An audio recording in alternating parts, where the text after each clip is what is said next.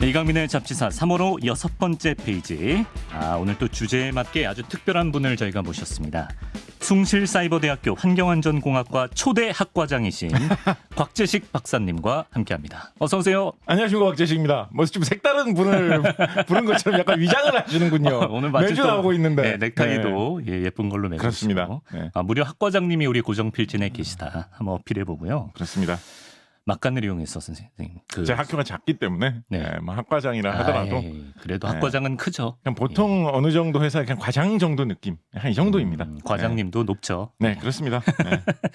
저희 구독자 중에 정성헌님이라는 분이 네. 무려 저희 사무실로 전화를 직접 거셔서 아하.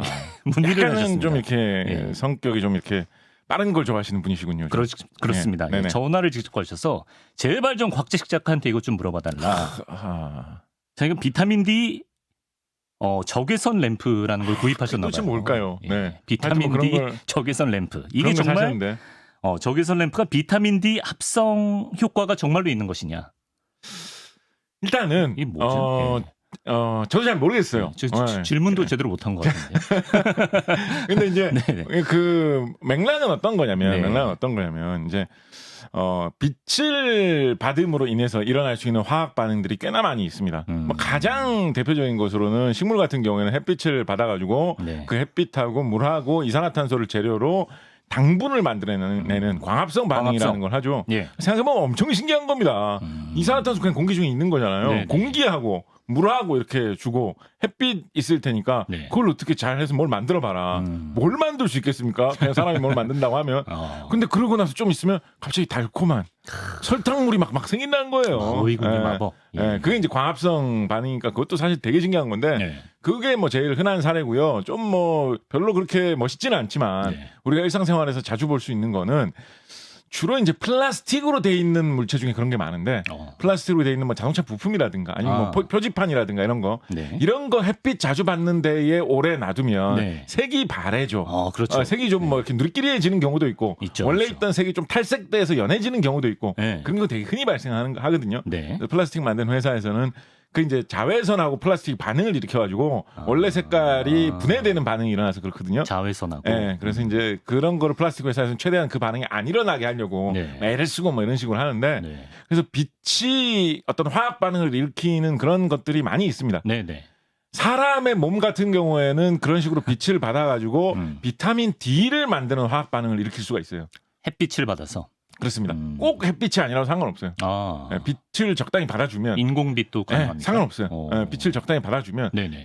사람의 피부가 그걸 굳이 막 따지지는 않거든요. 이거 애가 햇빛 맞아? 이거 빛이 좀 걸쩍지근한데 뭐 이렇게 이건 뭐 인공 조명 아니야. 또 자연의 섭리라는 건 위대하니까. 굳이 막 그런 식으로 피부가 따지지는 않거든요. 네. 그래서 인공 조명이랑 상관없는데 근데 이제 그런 거는 생각을 해볼 수가 있어요. 빛의 종류를 구분할 때 네. 이제 빛의 이제 세기를 생각을 해볼 수도 있지만 네. 빛의 색깔도 설명을 해볼 수가 있잖아요. 빛의 색깔. 근데 빛의 색깔을 수치로 나타낼 때는 네. 우리가 주파수 단위로 나타냅니다. 거의 주파수가. 빛의 단위를 빛의 색깔을 숫자로 나타내는 게 주파수다라고 네, 보시면 네. 돼요. 인터넷 검색을 해보시면 네. 빨간색은 주파수가 얼마인가요? 하면 나와 있어요. 숫자로 딱 나와요. 숫자로 초록색은 주파수가 얼마인가요? 하면 나와 있어요. 네. 만약에 빨간색 우리가 눈으로 볼 수 있는 빨간색보다 네. 보통 빨간색이 이 주파수 숫자가 좀 작고 보라색일수록 주파수 숫자가 더 큽니다. 근데 빨간색보다 너무 더 숫자가 작아가지고 네네. 사람의 눈이 감지할 수 있는 한계를 벗어나면 네. 그럼 눈에 안 보이겠죠? 그렇죠. 그렇지만 빛이 있긴 있는 거예요. 감지기 네. 같은 걸 감지하면 다 측정돼요. 네. 요런 빛을 적외선이라고 합니다. 적외선. 그래서 그 무슨 이제 적외선 램프. 네, 그렇고 좋은 걸 상상하셨군요. 저는 이제 도둑질하는 그런 영화 같은 거 보면 예. 이제 그 어떤 감지기 같은 거 있죠. 예. 지나가는 사람 감지하려는 매트릭스 기계가 같은 딱 거. 있는데 예. 거기서 이제 그 도둑질 하는 사람이 이상한 특수 안경 같은 걸 딱 쓰면 예. 거기 이제 빨간 색깔로 감지하는 빛이 보이잖아요. 보이죠. 그거 왜 하필 빨간색으로 나오겠어요? 노란색은 초록색으로 안 나오고 왜 빨간색으로 나오겠어요? 그러니까 원래는 사람의 눈을 빨간색보다도 더 수치가 낮아가지고 눈에 안 보이는 건데 네. 그거를 조금 끌어올려주는 안경인 거지 그게. 그러니까 빨간색으로 이렇게 보이는 거예요. 그걸 피해서 막 이렇게 해가지고 몸을 막 굽혀가지고 통과하지 않습니까? 그렇죠. 그런 게 이제 적외선이고 네.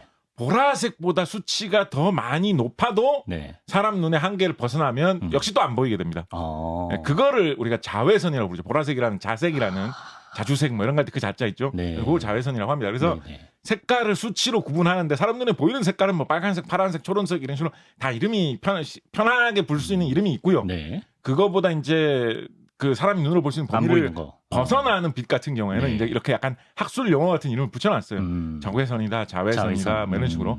자외선보다도 더욱더 수치가 높은 거. 네. 이거는 수치가 너무 높아서 맞으면 약간 탈락했는데 싶은 자외선도 많이 맞으면 탈난다고 하죠, 그죠? 네네. 근데 이거는 자외선보다 더 심한데 싶은 걸 뭐라고 할까요? 뭐죠? 그래 X선이라고 합니다. X선, 네. 엑스레이 할 때. 네, X선보다도 한 급 더 높아가지고 네. 이건 좀 너무 과도한데 그걸 감마선이라고 합니다. 감마선. 좀 들어본 것 같죠, 그죠? 예, 뭐 헐크 네, 이런 데서 본 것 같아요. 네, 기본적으로 그런 거 다 그냥 빛의 색깔을 나눠 본 거예요. 네. 우리가 통상 말하는 적외선, 네. 그런 이제 도둑 잡을 센서 같은 데 쓰는 적외선, 예. 리모컨도 대부분 적외선으로 되어 있습니다. 텔레비전 리모컨 같은 것도. 네. 그 적외선이라고 하는 것보다 한층 더 낮아가지고, 네. 야, 이거는 말이 빛이지. 좀 빛 느낌도 별로 안 난다. 네. 그렇지만 그래도 빛은 빛이니까 뭐 수치가 어느 정도는 나오네. 그 정도 되는 빛을 뭐라고 부를까요? 적외선보다도 수치가 훨씬 더 낮은 거? 맞추고 싶다. 그거는 무슨 선 이런 걸로 안 끝납니다. 진짜 빛 느낌이 별로 안 나기 때문에. 뭐라 그래요? 그걸 전파라고 합니다. 전파. 아, 그게 전파입니까? 그거를 전파라고 아하. 합니다. 우리 지금 라디오 이거 가면 이거 우리 몇 번 주파수 얼마나 나오고 있습니까? 수도권은 98.1이죠. 98.1 단위가 메가헤르츠라고 하잖아요. 그렇죠. 그 메가헤르츠가 주파수의 단위인 겁니다. 아하. 우리 이 나가는 전파가 98.1이고 이게 네. 눈에 안 보이는 거예요. 네. 이게 쭉 숫자가 커져가지고 네. 한 수천만 이 정도가 되면 네. 수천만 그 정도일 겁니다. 수천만 요 정도 되면 전자레인지에 쓸 수 있는 정도의 전파가 됩니다. 그게 마이크로웨이브. 네, 네. 그게 더 숫자가 커져가지고 수억 뭐 이 정도가 되면 네. 눈에 보이기 시작합니다. 아, 또 보여요? 네. 그러니까 그게 이제 빨간 그때부터 이제 빨간색, 뭐 초록색, 그 범위로 이제 들어가는 거예요. 뭐 빨간색, 노란색 뭐 이렇게 되는 거죠. 예, 예. 네. 그래서 그게 이제 그러니까 자외선, 적외선, 뭐 감마선, X선, 전파, 뭐 마이크로웨이브 아까 말씀하셨잖아요. 네. 그다음에 뭐 900MHz 때 뭐 800MHz 전파를 경매하고 좀 이런 막 한 복잡한 말 있잖아요. 네. 그냥 색깔을 수치로 표현해서 나눠놓은 거다라고 보시면 되는데 네. 통상 생물들한테 네. 강한 화학 반응을 일으켜 주는 것들은 네. 대체로 자외선이 많습니다. 자외선.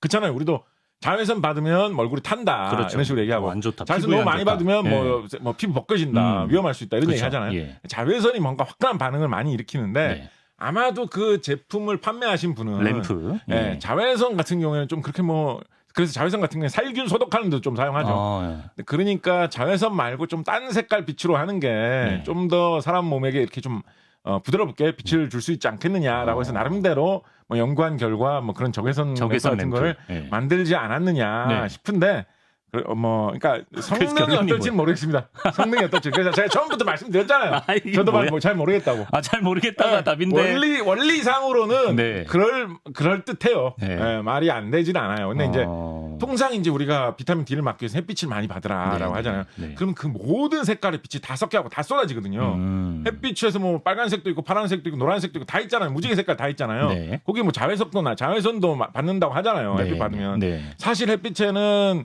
적외선 이런 것도 다 전파 다 포함되어 있거든요.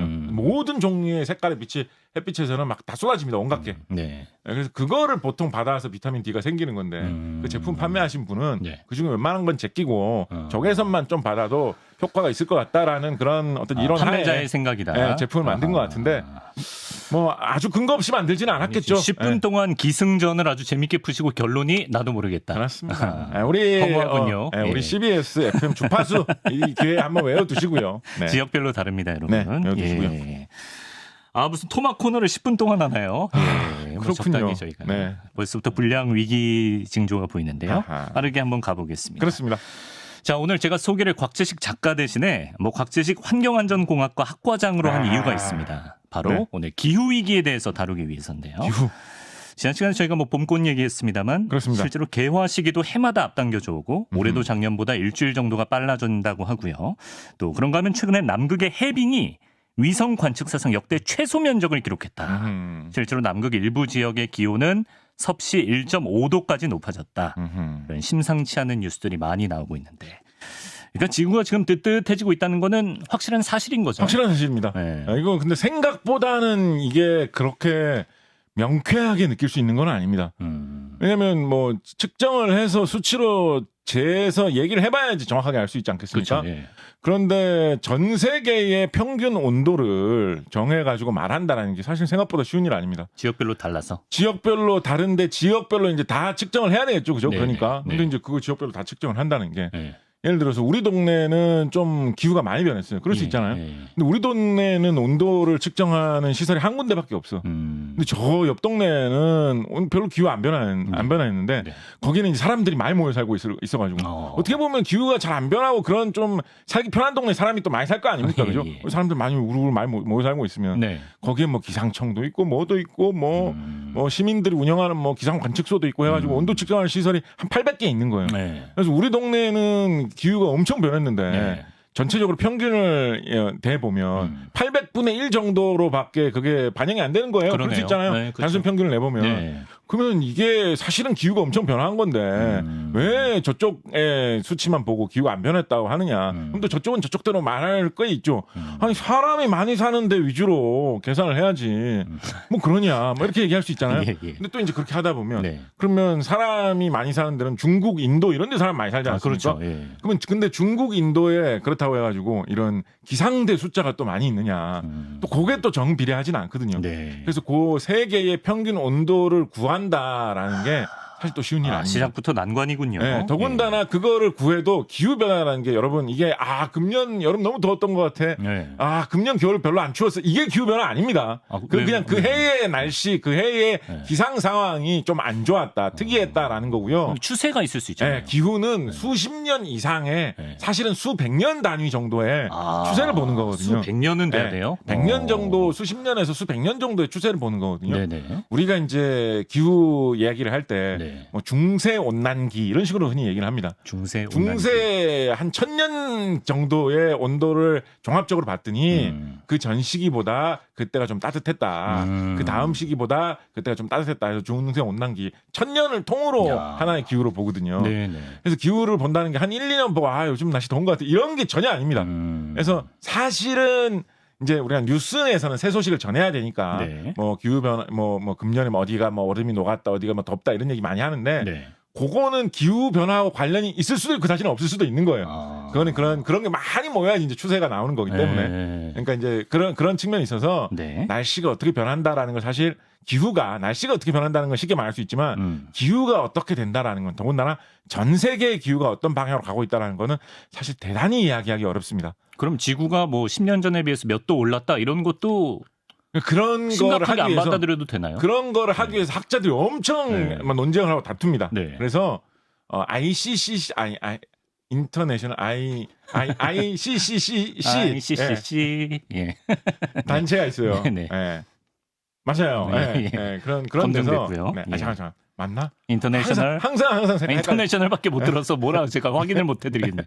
하여튼 네. 그래서 아무튼 그 단체에서 네. 여러 입장을 가진 학자들이 여러 나라에서 온 학자들이 서로 토론을 해가지고 최대한 객관적인 연구 결과를 만들어가지고 발표를 하라고 ICPP 노력을 합니다. 예. 아니 제가 네. 최근에 그 기관에서 나온 자료를 검토를 하는 일을 했었는데. 워낙 검토를 많이 하시니까. 그때 약간 조금 뭐랄까요. 지금도 생각하고 진이 좀 계신가요? 빠졌다. 좀 IPCC인가요? IPCC. 네, IPCC. 예. IPCC. 속 시원하시죠? 그렇습니다. 예. 네. 우리 학 과장님. 네. 그래서 그런 데서 최대한 객관적인 자료를 모아가지고 평가를 하는데 그런 자료에 따르면 상당한 기후 변화가 문제가 될 정도의 기후 변화가 나타나고 있다라는 게 정론이고요. 네. 참고로 우리나라로 국한해 보면 네. 이렇게 한 지역으로 줄여놓고 보면 조금 더 정확하게 이야기할 수 있지 않겠습니까? 네. 우리나라 같은 경우에는 상당히 뚜렷하게 기후 변화가 나타나고 있습니다. 우리가요? 네, 세계 여러 딴 나라들보다도 그래요? 대체로 이제 영토가 좁은 나라가 네네. 아무래도 영향이 더 뚜렷하게 보이지 않겠습니까? 영토가 크면 좀 상세가 되겠죠. 그렇죠, 저쪽 그렇죠. 지방은 좀 뭐 추워졌고 이쪽 지방은 좀 따뜻해졌고 이렇게 하다 보면 네. 우리나라는 남한 지역은 상당히 뚜렷하게 나타나는 편인데 지금부터 100년 전의 10년 평균하고 요즘 10년 평균을 비교해 보면 여름철의 기간이 거의 한 뭐 10일 이상, 거의 뭐 한 2주 이상, 10일 뭐 요 정도 늘어나지 길어졌다. 않았느냐라고 10년 전보다 100년 전보다 100년 전보다 우리나라 기상청 산하기관에서 공식 발표를 하고 있거든요. 그러니까 예전에는 예를 들어서 예전에는 사람들이 체감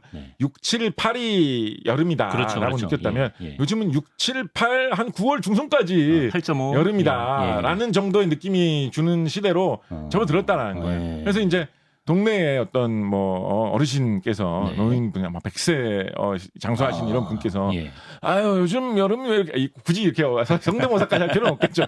굳이 요즘 여름이 왜 이렇게 더운지 모르겠다. 옛날에 아니랬는데 이렇게 하시면 아유 어르신 나이 드셔서 그러신 거예요. 이렇게 말할 게 아니라는 거죠. 아니다. 100세시면 진짜로 어릴 때 아이였을 때 느꼈던 것보다는 지금 실제로 그런 수십일 정도의 실제로 계절 격차가 나고 있는 게 한반도의 상황이고 한반도의 바닷물 같은 경우 있죠.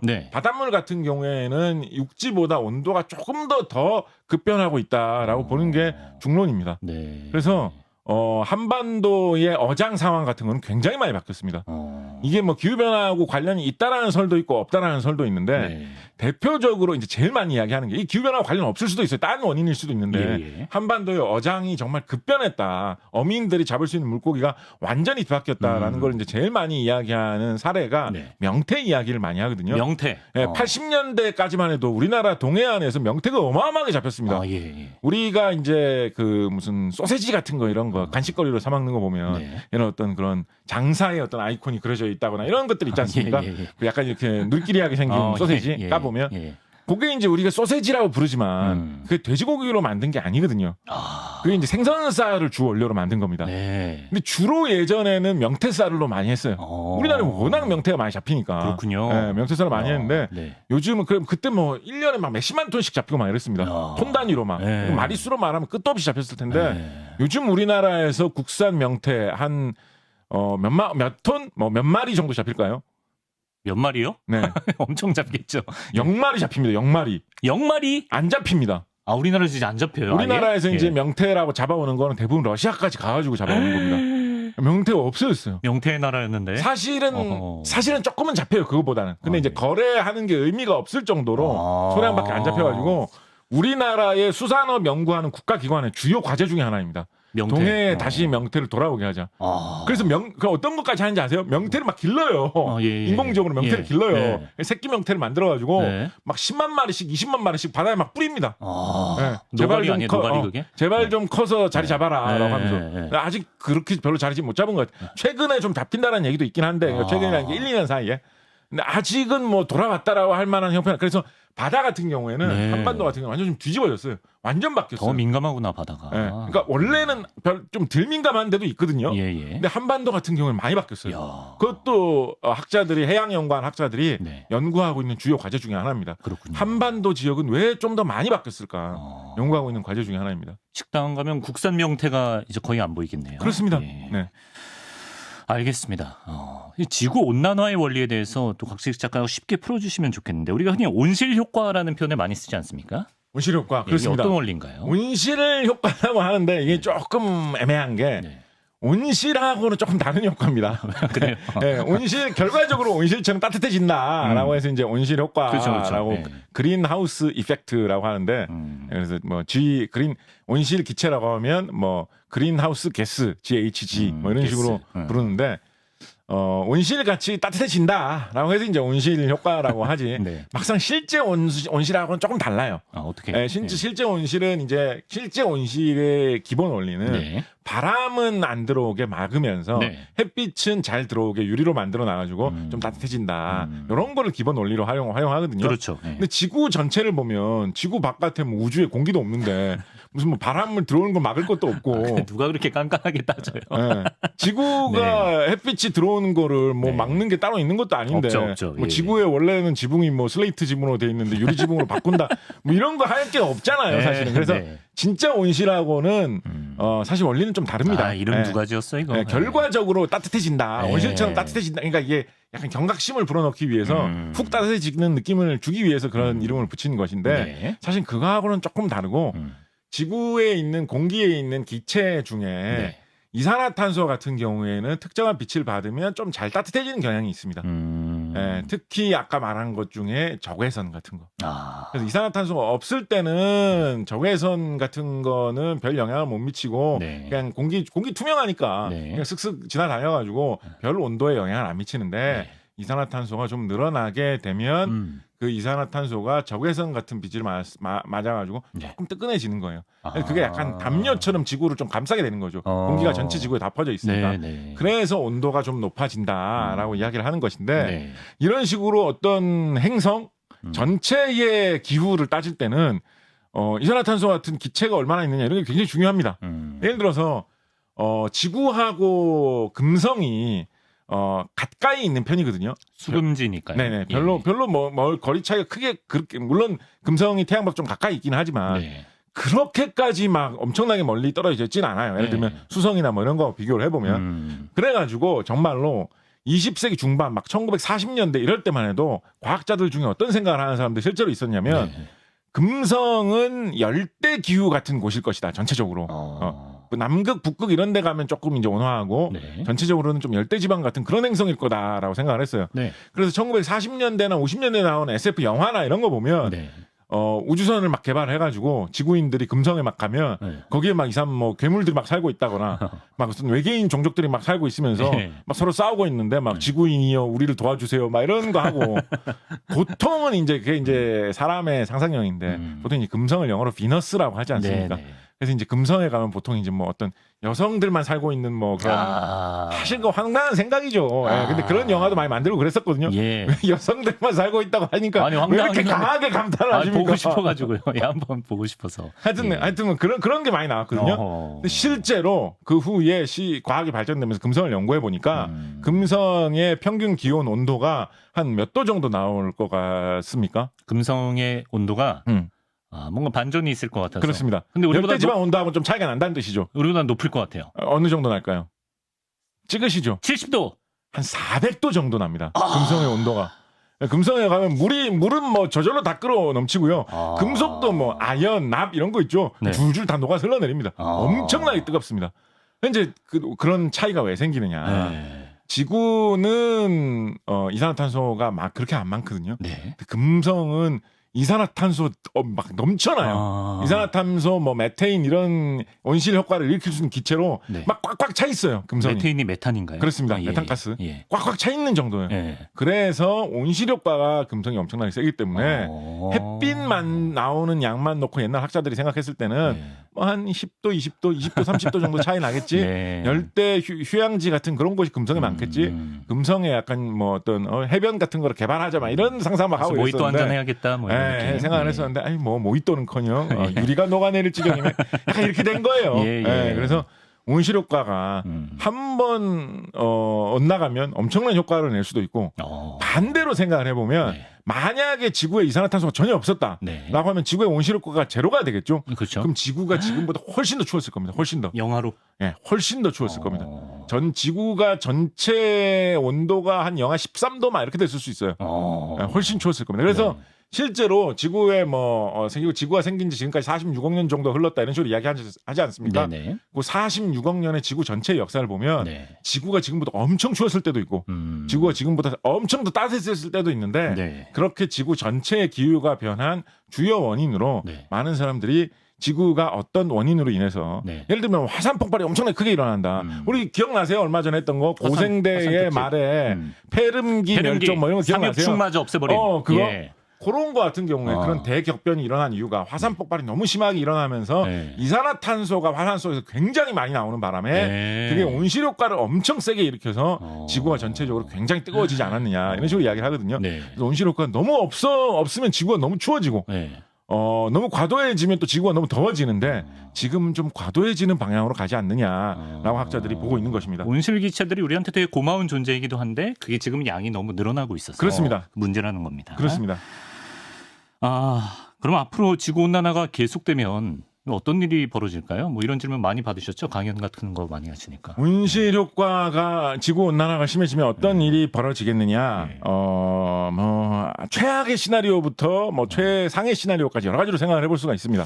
조회수 좀 늘리게 최악으로 한번 갈까요? 최악으로 생각해보면 진짜 어마어마한 얘기를 막 해볼 수도 있어요. 예를 들면 폐렴기 대멸종급까지는 아니지만 그것도 온실 효과가 굉장히 큰 원인을 차지하는 멸종이니까 그거하고 비교를 해야 될 만한 어떤 그런 대격변이 지구에 닥칠 수 있지 않겠느냐 뭐 이런 이야기도 해보려면 해볼 수 있습니다.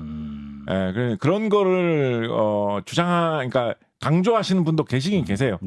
예를 들면 뭐 어떤 걸로 강조를 많이 하시냐면 아까 이제 남극 이야기 하셨는데 남극이 전체적으로 얼음으로 다 뒤덮여 있잖아요. 그래서 남극을 우주에서 보면 무슨 색깔로 보일까요? 하얀색이겠죠. 흰색이에요, 흰색. 근데 우리 지난번에도 뭐 이 비슷한 얘기 한번 한 적 있죠. 햇빛이 내려쪼일 때 까만색이 내려쪼일 때하고 흰색이 내려쪼일 때하고 어떨 때가 더 뜨겁게 되느냐. 까만색일 때 더 뜨겁게 된단 말이에요. 그래서 남극이 흰색으로 남극 엄청 큽니다. 우리나라보다 훨씬 커요, 남극이. 그럼요. 남극이 그 큰 땅덩어리가 흰색으로 덮여 있는 바람에 지구를 좀 시원하게 해주는 효과가 있어요. 근데 만약에 지구가 좀 따뜻해지는 바람에 얼음이 조금 녹는다. 그러면 그 얼음이 없어지고 시커먼 땅덩어리가 드러나겠죠. 그럼 그거는 좀 빨리 따뜻해지는 거예요. 그럼 지구가 조금 더 따뜻해지는데 일조할 거 아니에요. 그죠? 그러고 나면 더 햇빛 더 따뜻해지니까 얼음이 더 많이 녹겠죠. 그럼 까만 부분이 더 늘어날 거 아니에요. 그러면 또 지구가 그만큼 더 따뜻해지는데 또 일조한단 말이에요. 악순환이네. 그러면 또 따뜻해지니까 얼음이 또 녹고. 그렇죠. 그 악순환이 계속 발생할 수 있어요.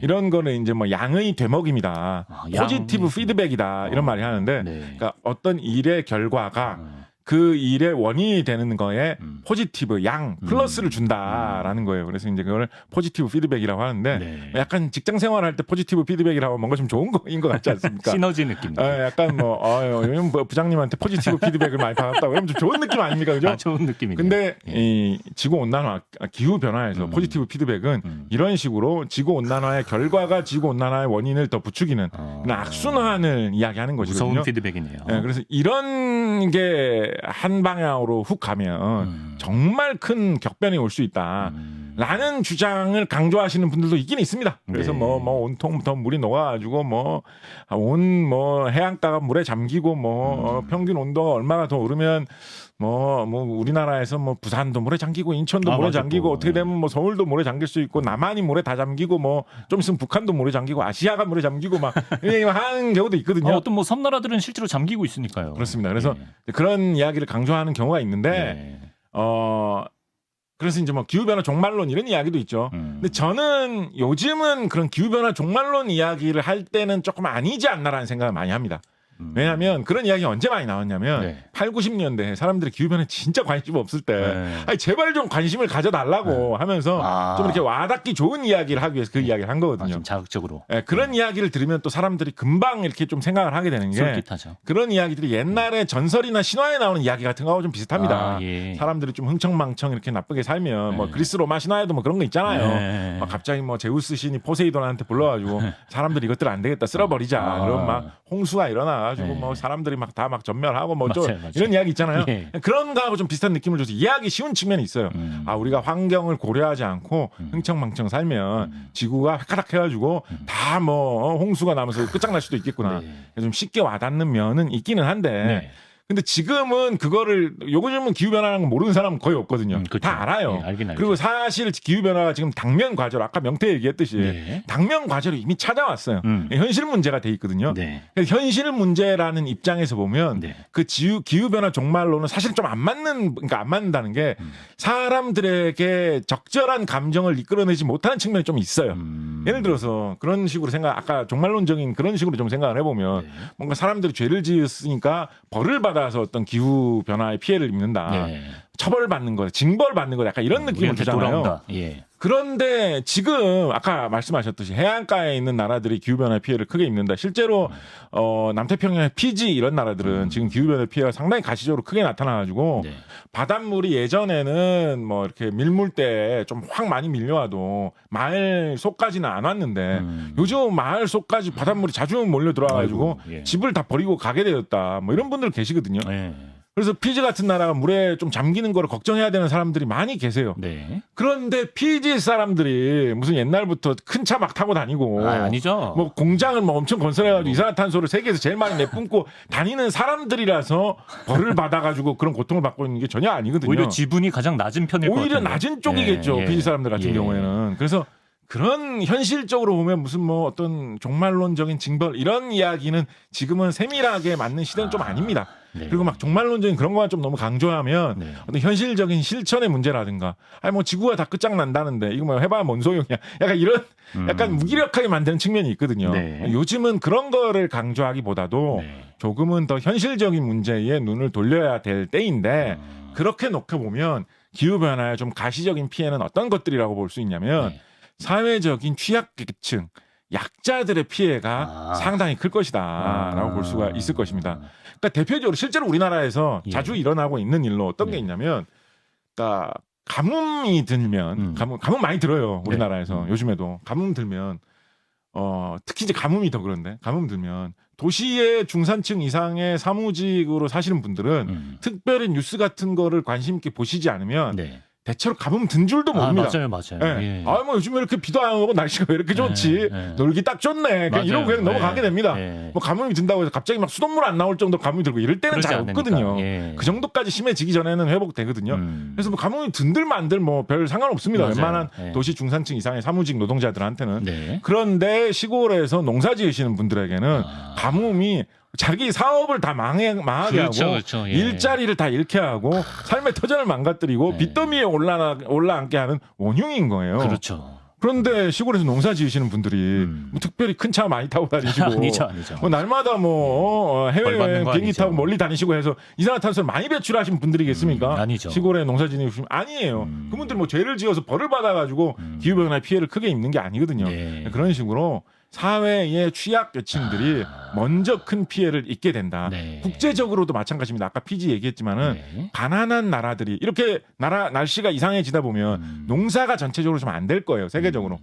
밥값이 오른다. 네. 제가 많이 여기저기서 하는 이야기로 공깃밥 뭐 1,000원 하는데 2,000원으로 올랐다. 이렇게 하면 한국 같은 뭐 이런 선진국 사람들은 공깃밥 김치찌개 먹으러 와가지고 네. 공깃밥 하나 주세요. 그런데 네, 2,000원입니다. 이러면서 주면 왜 1,000원 하던 게 2,000원 하지? 뭐 이런다고 하면서 네. 아니 공깃밥이 2,000원이 되었다니 이럴 수가 막 이런 분들 없어요. 금식 선언하고 이러지 않죠. 한국 같은 예. 선진국에는 그렇게 2,000원이 됐네. 그냥 사 그렇죠. 먹으면 됩니다. 불출되고 그러고 나서. 사 먹죠. 예. 네, 그리고 사 그렇죠. 먹으면 됩니다. 그런데 저소득 국가, 저개발 국가에서 정말 하루 벌어서 하루 먹고 사는 분들도 계실 거거든요. 그렇죠. 그럼 뭐 하루 벌어가지고 4인 가족이 밥 한 그릇씩 나눠서 먹는다. 근데 밥값이 2배로 뛰면 4명 중에 누가 오늘은 둘이 굶을지를 정해야 되는 거예요. 그런 일이 이어지면 이 가족한테는 생존의 문제가 되지 않습니까? 그렇네요. 그래서 기후변화의 문제가 막 뭐 싸그리 다 지구가 뭐 종말하고 이런 형태로 나타나는 거는 어떻게 보면 우리에게 경계심을 주기 위한 이야기고 네. 좀 더 실질적인 이야기는 사회의 취약계층에 취약계층에 대한 피해가 관심. 올 것이고 그거를 어떻게 우리가 보호하느냐 네. 대처하느냐의 문제가 기후변화 문제다라고 보시면 좀 더 정확하겠습니다. 네. 선생님, 근데 제가 이런 궁금증이 들었어요. 아까 이제 기후 변화를 정확히 따지기 위해서는 한 1,000년 단위 정도로 스케일을 좀 크게 볼 필요가 있다고 그렇습니다. 하셨는데 실제로 그 기후 변화 자체를 믿지 않는 사람들 중에는 네. 원래 지구는 더워졌다 추워졌다를 반복해 왔고 그게 자연스러운 사이클인데 우리가 뭐 인간의 힘으로 기후 변화를 막아야 한다 이거는 어불성설이고 일종의 음모론이다. 아하. 이렇게 생각하는 사람이 있거든요. 이거 어떻게 보세요? 그게 사실 빠지기 쉬운 음모론입니다. 네. 그러니까 어떻게 보면 지금은 음모론인데 네. 과학적으로 생각을 해보면 그 의심해 볼 만한 문제예요, 사실. 지구가 정말로 그렇게 온도가 많이 변합니다, 역사에 따라서. 아까 이제 페름기 대멸종 네. 때는 온도가 엄청 높아졌다라고 말씀드렸잖아요. 예. 지금은 학자들에 따라서 조금씩 다른데 지금으로부터 수십억 년 전 시점에서 스노우볼 어스라는 현상이 나타났다라고 주장하는 사람들이 꽤 있습니다. 요즘에 꽤 인기 있는 학설이에요. 네. 스노우볼이라는 거 혹시 뭔지 아시나요? 눈덩이죠. 그 눈덩이 뭐 이런 눈송이 뭐 이런 거잖아요. 네. 그죠? 지구가 통째로 그렇게 됐다라는 그런 설이 있어요. 지구가 엄청 추웠던 시기가 있었다. 그 정도까지는 아니어도 뭐 빙하기가 있었다 이런 얘기 많이 그렇죠. 하잖아요. 들어봤죠. 지금 빙하기 끝나고 좀 따끈해지지 않았습니까? 요즘. 그래서 지구가 계속 변해요, 사실. 네. 온도가 네. 수십억 년의 역사를 놓고 보면. 그래서 지구의 온도가 지금 좀 따뜻해지고 있다라고 해가지고 그게 뭐 사람들이 이산화탄소 내뿜는 거 상관이 있느냐 해볼 만한 의문입니다. 그리고 일리가 이산화탄소하고 기후변화하고의 관련성이 얼마나 있느냐 이것도 사실은 그렇게 막 쉬운 문제가 아닙니다. 아, 그래. 단언할 네. 수 없군요. 그러니까 요즘은 단언하고 있어요. 그래. 아주 긴 연구를 통해서 이게 확인이 됐기 때문에. 예. 근데 왜냐하면 근본적으로 왜냐하면 예. 이것도 오다 가다 한번 얘기하지 않았나? 지구에 이산화탄소가 지구의 공기 중에서 제일 많이 차지하고 있는 성분이 뭘 것 같아요? 공기 중에서 네. 이게 공기 중에 많이 차지하고 있기 때문에 이게 수소. 이게 굉장히 흔한 우리가 굉장히 네. 싼 값에 거래하는 이거 돈도 안 된다고 거의 생각하는 그런 성분이에요. 아, 뭐지? 네, 이거 질소. 맞아요. 질소. 다행이다. 아유. 질소 굉장히 흔하게 예. 우리 과자 봉지 같은 거 들었을 때 안에 뭐가 없으면 질소만 있자 이렇게 얘기하죠. 질소를 샀는데 과자가 딸려 들어왔다. 질소가 공기 중에 제일 많이 차지하고 있는 성분이기 때문에 그렇습니다. 거의 한 80% 됩니다. 공기 중에서. 그리고 그 다음으로 많은 게 산소거든요. 산소가 그 다음으로 많아요. 네. 그 다음으로 많은 거를 생각을 해보면 뭐 아르곤 이런 거 많은 편이고요. 아르곤. 네, 이산화탄소도 꽤나 많은 편인데 네. 이산화탄소 그래서 공기 중에 아까 질소 80%라고 그랬잖아요. 예. 이산화탄소는 공기 중에 한 몇 %일까요? 3.5 봅니다. 3.5. 예. 이산화탄소 공기 중에 예. 0.04% 있습니다. 0.04%.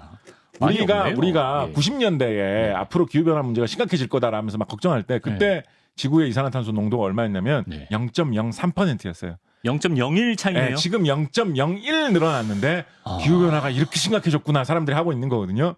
이게 그러네. 굉장히 미묘한 차이입니다. 네. 이게 기후 변화 문제의 약간 특징이에요. 네. 우리가 뭐 강물이 더러워진다, 뭐 쓰레기가 요즘 너무 많아진다, 네. 무슨 뭐 공기가 뭐 탁해졌다 이런 거는 네. 딱 느낄 수 있습니다. 네, 그렇죠. 아, 요즘 왜 이렇게 물이 더러워? 네. 아, 공기가 왜 이렇게 탁해? 딱 느낄 수 있거든요. 그렇죠. 예. 그리고 우리가 뭐 물을 정화하기 위해서 열심히 활동을 하면 물이 막 깨끗해졌어요. 네. 아, 물이 깨끗해졌구나. 이렇게 할 수 있거든요. 네. 근데 기후변화, 온실기체 같은 경우에는 네. 나 어릴 때는 이산화탄소 0.03%라 가지고 이렇게 해보면 되게 상쾌했는데 요즘 0.04%라 가지고 공기 마시면 좀 텁텁해. 이럴 수 있는 사람은 없어요. 아무도 안 그러죠. 네, 그럴 수 있는 예. 사람 없어요. 정말 미묘한 변화거든요. 이 0.01%의 변화가 지구에 무슨 뭐 태풍이 뭐 어디에서 더 많아지고 뭐 어디에서 홍수가 나고 가뭄이 나는 이런 어마어마한 결과를 초래할 수 있을까? 사실 따지기 쉽지 않은 문제입니다. 그러네요. 이거 어떻게 쉽게 따지겠습니까? 네. 그러니까 의심하는 사람들이 많을 거라는 거는 네. 사실은 어쩔 수 없는 이 문제의 특성이기도 합니다. 뭐 자, 뭐라고 그런데, 대답하시겠습니까? 예. 그런데 예. 사람들이 기후변화 문제 이거에 대해서 본격적으로 관심을 갖기 시작한 게 네. 한 몇 년 정도 됐을 것 같으십니까? 한 30년 길어야? 예, 이제 그게 그때부터 이제 이 이야기가 좀 대중화되기 시작했어요. 예. 과학자들은 지금부터 거의 150년 전부터 이걸 연구하고 있었습니다. 그래요. 20세기 와. 초에 네. 이거를 초창기에 연구했던 학자들은 네. 주로 이제 스웨덴 이런 쪽 학자들이 이런 걸 많이 연구했었는데 그때 당시에 뭐 아레니우스 이런 학자들, 스웨덴 학자들 이런 학자들 연구했는데 예. 그때 당시 학자들이 막 연구를 해보니까 네. 이런 그때도 우리 증기기관 했었잖아요 얼마 전에. 유럽에서는 산업혁명이 활발하게 일어나가지고 이산화탄소 펑펑 나오고 있었거든요. 예. 그래서 이렇게 이산화탄소를 많이 배출하면 세상이 어떻게 바뀔 것인가 그때부터 연구하던 학자들이 있었거든요. 네. 그때 150년 전부터 대충 연구를 해봐도 이대로면 기후변화가 일어나겠구나 그래요? 라고 생각을 했었어요. 오. 그런데 그런 연구 결과를 사람들이 막 아까 아레니우스 이런 학자들 막 발표했어요. 연구를 발표했는데 네. 그 연구 결과를 되게 신이 나서 발표했습니다. 그때 당시에는. 왜 신이 나? 왜 신이 나서 발표를 했느냐. 네. 그때가 처음으로 유럽 학자들이 옛날에 빙하기라는 게 있었구나. 공룡이 있었던 시기가 있었는데 멸종되기도 했구나. 그런 거를 처음 사람들이 막 관심을 가져가지고 충격받고 있었을 때거든요. 예. 지금과는 지구가 굉장히 다른 시대도 있었구나. 그때 사람들이 특히 유럽은 알프스 이런 데만 가도 네. 빙하의 흔적이 꽤나 많이 있기 때문에 빙하기가 또 오면 어떡하지 이런 거 유럽 사람들 되게 공포감을 갖고 걱정하고 있었어요. 있었군요. 빙하기가 또 오면 유럽은 전멸이다 막 이런 생각하고 있었거든요. 근데 우리가 이렇게 석탄을 많이 떼면 빙하가 아무리 봐도 끝도 없겠지 이런 생각을 사람들에게 줄 수 있었던 거예요. 특히나 아레니우스 같은 이런 북유럽, 아레니우스가 스웨덴 사람인가 그런데 이런 북유럽 학자들은 약간 좀 꿈과 희망에 차가지고 이런 식으로 우리가 기후변화를 일으키면 스웨덴 얼마나 우리의 국토 춥고 겨울왕국. 농사도 안 되고 살기 힘든가. 그러나 앞으로 100년만 지나봐라. 기후변화 때문에 세상이 다 뒤집혀가지고 스웨덴도 프랑스처럼 따뜻한 농사도 잘 되고 좋은 나라 막 이런 식으로 그걸 발표했던 거예요. 그러니까 뭐 또 반대로 얘기하겠죠. 프랑스 학자들이나 이탈리아 학자들은 뭐 스웨덴이 따뜻해져 말이네 이러면서 막 연구하고 그런 식으로 연구가 꾸준히 오래 이루어졌습니다. 그러네요. 진짜 150년. 그리고 90년대 정도 돼가지고 이게 좀 더 급박한 문제가 된 후에는 정말 많은 예산을 투입을 해가지고 킬링이라는 학자 있습니다. 미국 분이신데 이분 미국에서 해양 화학을 연구하시던 분이었는데 원래 이분이 이 해양 산성화 뭐 이런 얘기 많이 하잖아요. 바다에 이산화탄소가 많이 녹아들면 바다가 약간 탄산수 비슷하게 변하면서 바다가 산성이 강하게 띠면서 생물들이 전멸하는 이런 현상이 있거든요. 이분은 원래 해양 연구하시던 분이었는데 킬링이라는 학자가 바다 연구를 하면서 이산화탄소 농도 측정의 대가가 되신 거예요. 그래가지고 아니 뭐 기왕에 연구하는 거 이산화탄소 농도 측정 공기 중에 있는 것도 해보지 뭐 이라는 생각을 한 거예요. 네. 그걸 하다 그쪽으로 꽂혔어요. 킬링 이분이. 네. 예. 그러니까 그런 거 생각을 하신 거예요. 이산화탄소 농도를 측정을 할 때 네. 제일 객관적으로 측정할 수 있는 곳은 어딜까? 예를 들어서 네. 어디에 이산화탄소를 측정을 했는데 네. 이산화탄소가 요즘 엄청나게 빠르게 증가를 하고 있는 거예요. 네. 그리고 막 큰일 났다 이러면서 막 보고를 했는데 네. 갑자기 뭐 방송국에서 전화 와가지고 교수님, 근데 그 옆에 지금 공장이 하나 들어서 가지고 이산화탄소가 늘어난 것인 것뿐인 것 같다고. 네. 선생님 연구실 근처에 네. 재작년에 도로가 하나 뚫렸던데 차가 그냥 많이 지나다녀서 그런 거 아니냐고. 그런 인위적인 변수가 없어야 된다. 그러면 전 지구의 변화를 네. 확인하는 거에는 소용이 없잖아요. 그렇죠. 예. 근데 그거를 객관적으로 판단하기가 그런 곳을 영향을 받을 수 없는 곳을 찾기가 사실 쉽지 않거든요. 네. 그래서 이분이 고민하다가 뭐 어디로 가야 돼? 하와이에 가면 예. 혹시 그 해외에 면세점 같은 거 갔다 오면 면세점에서 예. 세계 어느 나라에 갔다 온 것이라도 다 위장할 수 있는 예. 세계 각지의 이상한 특산품 같은 걸 다 파는 경우가 있는데 예. 그때 하와이 초콜릿을 파는 데들이 많이 있습니다. 거기 보면 마우나로아라고 적혀 있는데 네. 마카다미아 초콜릿 뭐 이런 거 파는데 뭐 그게 중요한 게 전혀 아니고 마우나로아로 하와이에 큰 산이 있습니다. 예. 그 산 꼭대기 어디쯤에 올라가가지고 네. 사람 아무도 없는데 거기다 이산화탄소 측정기를 갖다 놓고 측정을 하면 여기까지 뭐 올라와가지고 굳이 공장 짓거나 그러진 않죠. 뭐 돌아다니는 사람 없을 거니까 네. 제일 객관적인 게 측정이 될 거다라고 해가지고 이분이 거기서 평생 측정을 하셨어요. 그거를 예. 계속 뭐 매일같이 예. 측정을 하시고 그리고 이분이 60년대인가에 아마 70년대인가 네. 이분이 하여튼 자꾸 하셨거든요. 그러고 나서는 이분의 제자들이 계속 연속으로 계속 측정을 하셨어요. 예. 지금 여기에서 연속으로 측정한 자료가 거의 한 60년치가 모여 있습니다. 장기 프로젝트네 진짜. 그래서 쭉 봤더니 아까 말씀드렸던 예전엔 0.03%인데 지금 0.04%였다. 여기 기준으로 이야기를 하는 것입니다. 그런 식으로 학자들이 별의별 노력을 다 기울여 가지고 장기 프로젝트로 전 세계의 모든 상황을 분석을 해가지고 종합적으로 연구를 해본 결과 최대한 객관적으로 날씨가 지구 온난화가 일어나서 이득이 볼라라 뭐 손해 볼라라 다 학자들 모여서 연구를 해본 결과 기후 변화가 분명히 기후 변화가 일어나고 있다라는 거는 훨씬 더 믿음직한 사실이에요. 그럼 뭐 우리나라 같은 경우에는 100세 할아버지께 물어보면 알 수 있는 정도의 일이니까 명태 없어진 거하고 사실 직접적인 관련 없을 수도 있는데 바닷가 생태계가 뒤집어진 것만 봐도 알 수 있듯이 기후가 변화하고 있다라는 거는 굉장히 요 음모론 요즘 좀 꺼졌어요. 네네. 요즘은 기후가 안 변한다라고 믿는 사람은 사실 없어요. 근데 이제 요즘 아직도 남아있는 음모론은 뭐냐면 아까 말씀드렸듯이 지금의 기후 변화는 그냥 자연적인 거지 사람들이 뿜어내고 있는 이산화탄소와는 관련이 없다라는 음모론이 아직도 조금 남아있는데 그런 이산화탄소 농도의 변화와 사람들이 배출하는 이산화탄소 양의 어떤 정도의 변화 그리고 기후의 변화가 맞물려 돌아가는 양상을 종합 분석해 본 결과 0.03% 0.04%로 이산화탄소가 늘어나면서 이 모든 기후 변화가 일어나고 있는 게 맞는 것 같다라는 게 지금 대충 결론으로 자리 잡은 상태입니다. 일단 저희 지금 편집 담당하는 에디터 표정이 점점 어두워지고 있어서 마치긴 마쳐야 될 것 같은데 약간 저는 조금 이렇게 찝찝해요. 뭔가 개운하게 확실히 지금 지구는 따뜻해지고 있기 때문에 우리 모두가 노력해야 됩니다. 지금 지구가 따뜻해지고 있는 확실해요. 근데 0.01 정도라고 하니까 그게 원인이 이산화탄소라는 것도 지구가 따뜻해지고 있다는 것만큼 확실한 건 아니지만 그것도 확실해요. 그게 어떤 정도로 확실한 거냐면 제가 내일 아침에 9시까지 출근하겠습니다. 그 정도로 확실한 거예요. 그러면 9시까지 우리가 출근 못할 수도 있잖아요. 사실 못할 수도 있긴 온갖 일이 있을 수 있으니까. 웬만하면 하니까. 그러니까 그 정도로는 거의 확실해요. 그러니까 이게 90년대부터 IPCC에서 보고서를 계속 내놓고 있는데 어조가 계속 달라지고 있어요. 사람이 내뿜는 이산화탄소가 원인일 가능성이 높다. 원인일 가능성이 거의 확실하다. 원인일 가능성이 확실하다. 원인일 가능성이 확실하다는 데서 뭐 이의를 제기하기 어려워지고 있다 이런 식으로 점점 지금 확신성이 높아지고 있거든요. 그러니까 그 부분조차도 맞는 이야기가 그거를 부정한다 그러면 세상에 굉장히 많은 걸 부정하고 살아야 됩니다. 그럼 진짜 짧게 우리가 뭐 플라스틱 빨대 쓰지 말자, 뭐 텀블러 들고 다니자 이런 정말 작은 행동, 작은 노력이 이 스케일 큰 기후 변화를 막는데 진짜 실질적으로 도움이 되는 겁니까? 사실은 계산을 잘 해보면. 별로 안 되는 경우가 많습니다. 특히 이제 플라스틱 빨대 같은 경우에 기후 변화하고는 별 상관없을 수 있어요, 사실. 그러니까 플라스틱을 너무 남용하면 당연히 안 좋아요. 거북이 자원을 콧구멍에 낭비하는 들어가잖아요. 것이고 뭐 그런 것도 예, 있고 뭐 예. 쓰레기가 많아지니까 당연히 안 좋은데 네. 플라스틱 같은 경우에 만드는데 워낙 자원이 별로 안 들어가기 때문에 워낙 싸고 쉽게 만드는 거기 때문에 네. 이산화탄소 배출 그러니까 철제 빨대 뭐 이런 거 있잖아요. 네. 철 빨대가 만드는데 이산화탄소 배출이 훨씬 많이 됩니다. 텀블러도 몇 번 쓰다 버리면 더 큰 문제. 안 무서워요. 이거 네. 쇠를 녹여가지고 만들어야 되는 거예요. 석탄을 막 떼가지고 쇠물을 녹여가지고 그거를 굳혀가지고 만들어야 되는 거거든요. 네. 그래서 그런 거는 진짜 많이 써야 여러 번 써야지 플라스틱을 극복할 수 있는 그런 거라 가지고 사실 그런 거가 직접적으로 끼칠 수 있는 영향은 크지 않습니다. 그런데 그런 거를 왜 강조하고 그런 거 하는 사람들이 왜 좀 약간 앞서 나가시는 분들이냐면 네.